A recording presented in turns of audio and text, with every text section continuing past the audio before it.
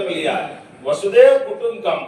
जब हम समुची वसुधा को कुटुंब मानते हैं तो ऐसे कई लोगों को अपना हिस्सेदार बनाना चाहते हैं। ये अलग बात है कि उससे जुड़े व्यवसाय वालों को व्यवसाय मिलेगा और व्यवसाय अकेले को नहीं मिलता है।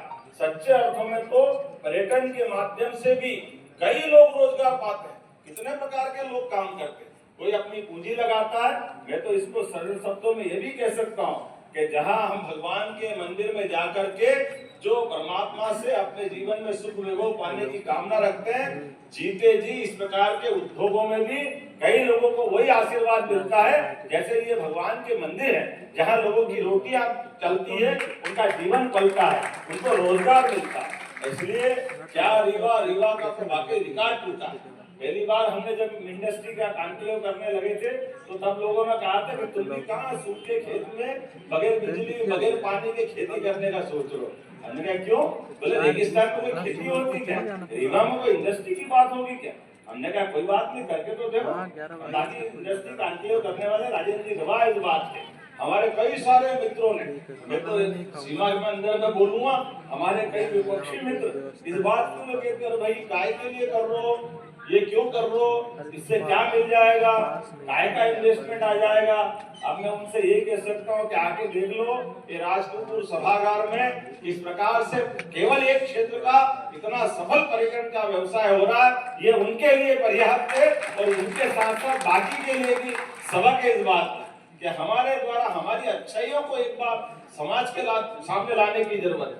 जब हम एक तरफ बढ़ते हैं तो निश्चित रूप से उसका लाभ मिलता दिखाई देता है।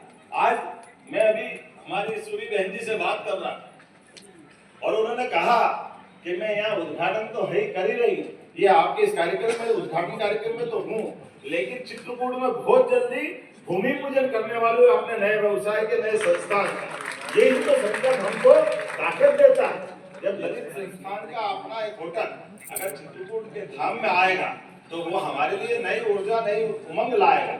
और केवल वो नहीं, मुझे जो आज बताया गया कि आज यहाँ रीवा शहडोल संभाग के अंदर जो जिस प्रकार से अलग अलग प्रकार के इंटेंशन ऑफ इन्वेस्ट के प्रस्ताव प्राप्त हुए वो लगभग 2710 करोड़ के हैं आज के हमारे उल्लेख के सत्य के लिए। इस प्रकार का समय चल रहा है, मैं नाम तो नहीं बताना चाहूंगा, लेकिन इसमें सभी प्रकार से हमारे बीच फ्लाई ओला के मैनेजिंग डायरेक्टर श्री राम ओला जी जिनने कहा कि मैं इसमें 700 करोड़ के निवेश की संभावना पे काम कर रहा हूं, तो मैं आपका भी अभिनंदन करता हूं, जोरदार अभिनंदन करें इनके लिए भी।